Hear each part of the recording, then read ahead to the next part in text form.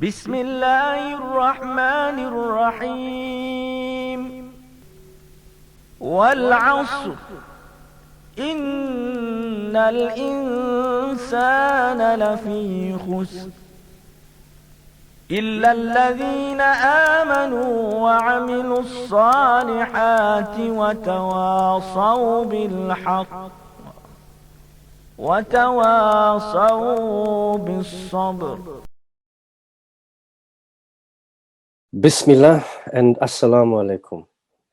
My topic today is entitled Two Rivers, a World Heritage of Entanglement, an Assertion of Our African Identity. And the key question is, why is it important to assert our African identity? In 2002, the area known as the Two Rivers Urban Park was established as a conservation area recognized for both its heritage and its environmental sensitivities. This terrain is one of the most historical significant areas in Southern Africa.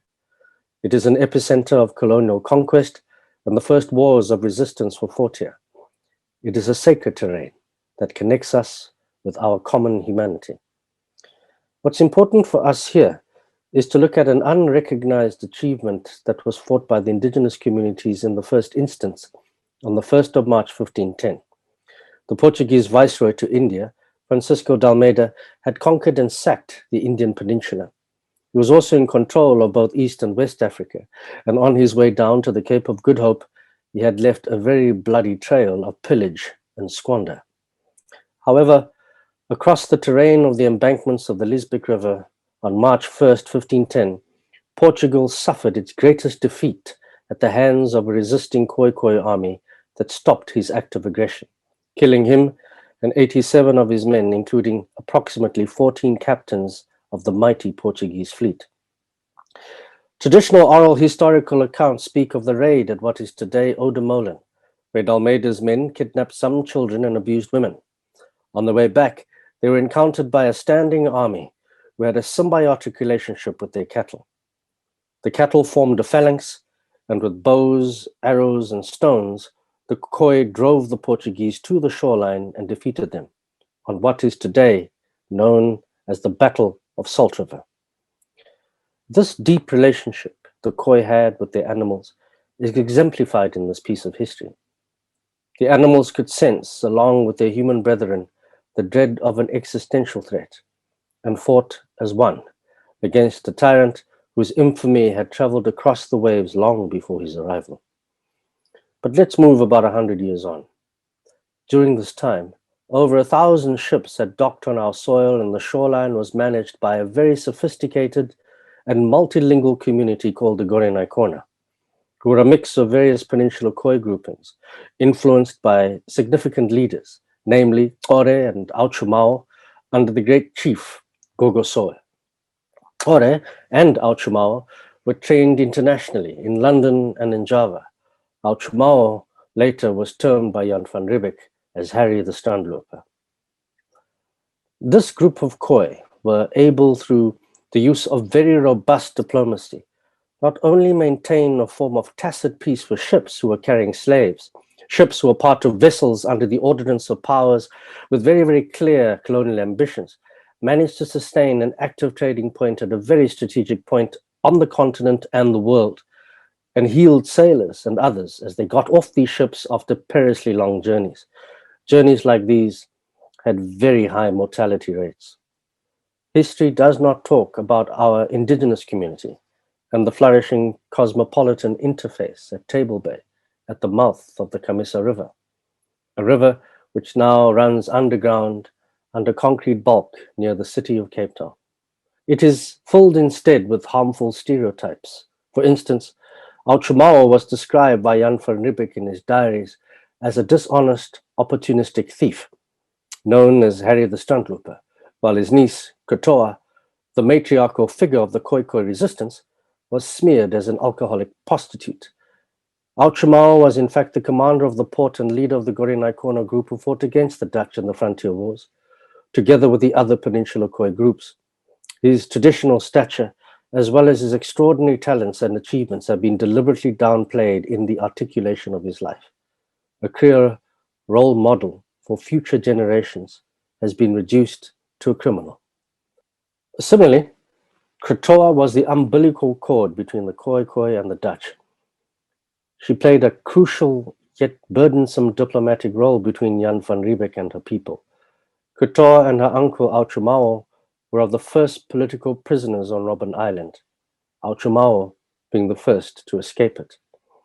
Yet these stereotypes have fractured and misled our communities into an understanding of our identities imbued with shame and denial in ways that have divorced us from our Africanness.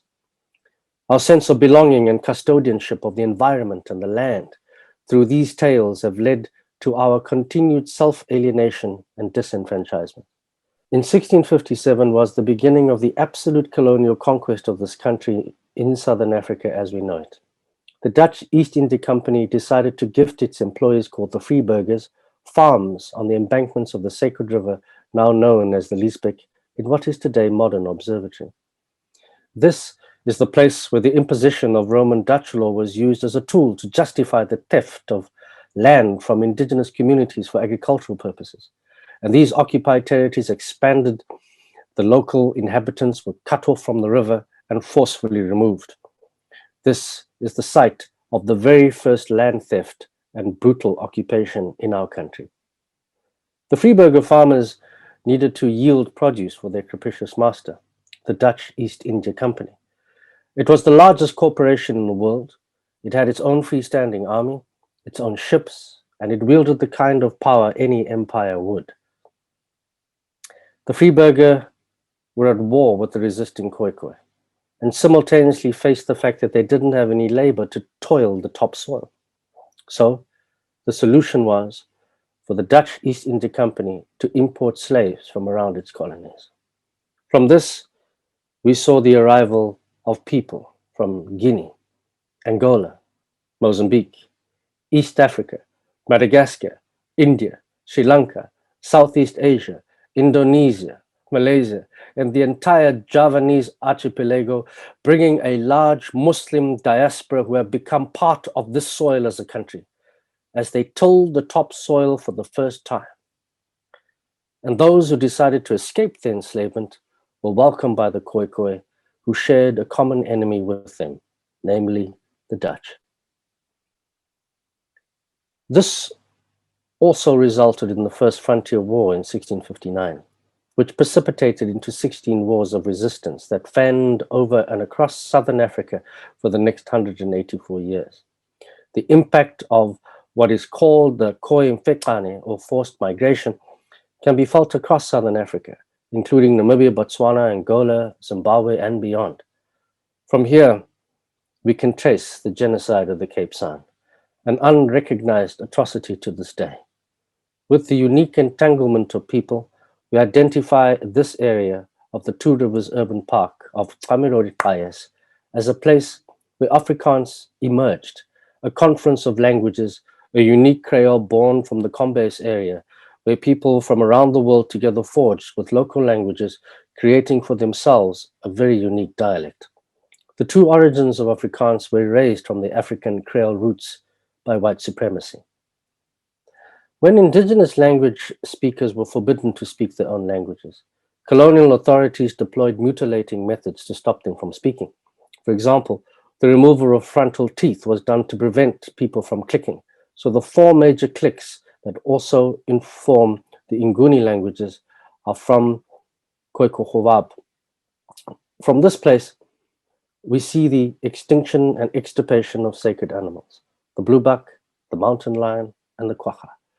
The eradication of these sacred and spiritually significant animals created another kind of trauma for the San and Khoi people. These animals represented important links in the realm of the ritual and spirituality. So when we talk about reparations and restorative justice, it's not only within the tangible, but also within the intangible. This is a place where the South African Astronomical Observatory, previously known as the Royal Observatory, was built on top of a mound where the early indigenous people would analyze the stars for themselves. It has a very unique genus loci. It has an uninterrupted view of that particular side of the mountain, Devil's Peak, and importantly, it is the only place from the confluence of the river on the equinox, when days and nights are equal in length, that you can see the sun sitting on top of the lion's head. This place is known as Hamirodi Pais, which means the place of the stars. I will now quote from a book written by Dr. Imam Abdul Rashid Omar, and on rediscovering our African identity. And he says, a large percentage of the Muslims of the Western Cape are descendants and offspring of a 3 centuries-old process of intermarriage and ethnic mixing, perhaps unique in South African history. We are offspring of exiles and slaves who intermarried with indigenous Khoi and San, as well as European settlers.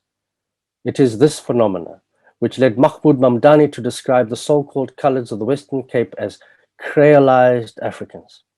Creole meaning locally born, locally made. Like, for example, a language that originates somewhere but is then changed into a new setting. This is how we should see ourselves, as locals having distant links from all over the world but rooted deeply in the soil. Unquote. Today, there are a number of leading scholars and political activists and artists who are part of a movement committed to addressing this problem. One can get further insight in terms of histories and kinds of histories that are being relooked and interrogated through a decolonial lens. Useful books like Laban's The Land Wars, Patrick Tauriq Mellett's The Lie of 1652, Muhammad Dadikari's book The Genocide in South Africa, Professor Siraj Rasul's book, Skeletons in the Cupboard, Dr. Reuben Richards' Bastards or Humans, Dr. June Bam Hutchinson's Rethinking Africa, Indigenous Women Reinterpret Southern Africa's Pasts, and Professor Lungisile Nsebeza's Whose History Counts are but a few important titles that I would recommend. But we have also witnessed some groundbreaking events, such as the University of Cape Town's decision to change the name from Jameson Hall to Sarah Baartman, and the renaming now of Smuts Hall. The Rhodes Must Fall movement played a significant role in the paving of these name changes. Significantly now, however, as tech companies have become the latest economic power to recolonize Africa and land grabs proliferate across the continent, a battle of deep colonial significance is taking place between tech giant Amazon and traditional and grassroots and environmental and civic activists. This, after the city of Cape Town gave the go-ahead for a massive multi-billion rand development on the River Club, with Amazon as its anchor tenant. We, together with 60 allies consisting of civic and environmental groups, including most of the Khoi and San, are fighting a final frontier battle for this ancient floodplain that is under imminent threat by, once again, the largest corporation on earth. It wishes to put its African headquarters on top of the sacred floodplain, with 150,000 square meters of commercial bulk, which goes against provincial, national, and international environmental policies as it violates the Paris Accords. And unfortunately, this is all being done in the name of the San and Khoi, without their consent, and without the consent of the people of Cape Town, and without the consent of the people of South Africa. We have seen a number of disturbing divide and conquer tactics being leveraged against the unity of indigenous groups. But our key demands include that this area is recognized as a provincial, national, and a UNESCO World Heritage Site, that it be a site dedicated to the untold history of the genocide of the Cape San, a site that would be a symbolic place of reference and utilization for the purposes of a San and Khoi Truth and Reconciliation Commission, a site that acknowledges the linguistic ethnocide of how plants in the region have been named and framed outside of their cultural and geospecific areas, a site demarcated to restoring the significance of the pre-colonial peopling of the area that nurtured the coexistence of plant, animal, water, and the cosmos in ways respectful of such elements' dignity and right to live and have a place under the sun. That the proposed River Club development, in every single one of its manifestations, be rejected. I would like to read a few excerpts from the letter of support from this mosque. The Claremont Main Road Mosque advocates the view that conscientious Muslims should live in reverence and harmony with nature. The Claremont Road Mosque was established in 1854 and one of the oldest buildings in the Newlands Claremont area. It is situated in Main Road, Claremont, an area now denuded of a surrounding Muslim community that was forcibly removed as a result of the Group Areas Act in the 1960s. We know too well the injustice on people's culture and heritage when displaced from their land. We therefore believe it is an injustice to the heritage and history of the Khoi people and our city, as well as being destructive to the environment for any further development to take place on the River Club site. In conclusion, the River Club precinct may be privately owned, but that history belongs to humanity itself. It also belongs to the Khoi and San who once roamed the area for a millennia. The relevance and significance cannot be undone, not with concrete, landfill, hotels, nor with threats of a redirected river channel. It is a sacred space that holds the opportunity to heal our nation. It was a great hurt when that first pole was placed by Jan van Riebeeck onto this ancient terrain, the embankments of this once Sweetwater. This action stabbed at the oldest root of collective memory, one which lies on the banks of the Liesbeek River and the Black River. The wound holds a trauma everyone in this country faces, whether subconsciously or in the realm of day. It is an original sin that binds us as it divides us. It is time we pause and begin to restore. At the dawn of our Constitution in 1996, the then Vice President Thabo Mbeki said in his famous I Am an African speech the following: I owe my being to the Khoi and San, whose desolate souls haunt the great expanses of the beautiful Cape. Today, as a country, we keep an audible silence about these ancestors of the generations that live, fearful to admit the horror of a former deed, seeking to obliterate from our memories a cruel occurrence which, in its remembering, should teach us not and never to be inhuman again. I will now end off with a poem written by one of our ancestors in 1876, Dagba. Did you not hear the Hamakop when the star fell? It came to tell us that our person is dead. The Hamakop lives at the water which is like a pool, in which we see all things. The things which are in the sky, we see in the water while we stand on the water's edge. We see all things. I wish to take this opportunity again to thank Claremont Main Road Mosque for inviting me today and to wish everyone a blessed Jumu'ah. Shukran. Assalamu alaikum. Bismillah ar-Rahman ar-Rahim. In the name of God, the most compassionate, the dispenser of grace, we thank you, God, for the gift of life and of friendship. We implore you to bless our proceedings here today and to bless this plot that we are reinstalling. We ask you to guide us to realize our struggles, to reclaim our heritage and our dignity. Ya Rabb al-Shifa, O Lord of healing, heal us from our apartheid socialization and our identity crisis, and inspire us to recognize our African ancestors. Ya Rabb al-Qist, O Lord of compassion and justice, grant us the courage and the fortitude to liberate ourselves from the ruling class of the city who are marginalizing the Kabisa people of the Cape Flats. Bless us with selfless leaders who will mobilize and empower us to restore our ancestral rights and human dignity. نسألك بأسمائك الحسنى. And we ask this in all of your holy and beautiful names. Ya Rabb al-Nas wa Rabb al-Alameen, O Lord of all humankind and of all cultures. ببركة سورة الفاتحة. بسم الله الرحمن الرحيم. الحمد لله رب العالمين. الرحمن الرحيم. مالك يوم الدين. إياك نعبد وإياك نستعين. اهدنا الصراط المستقيم. صراط الذين أنعمت عليهم غير المغضوب عليهم ولا الضالين. آمين.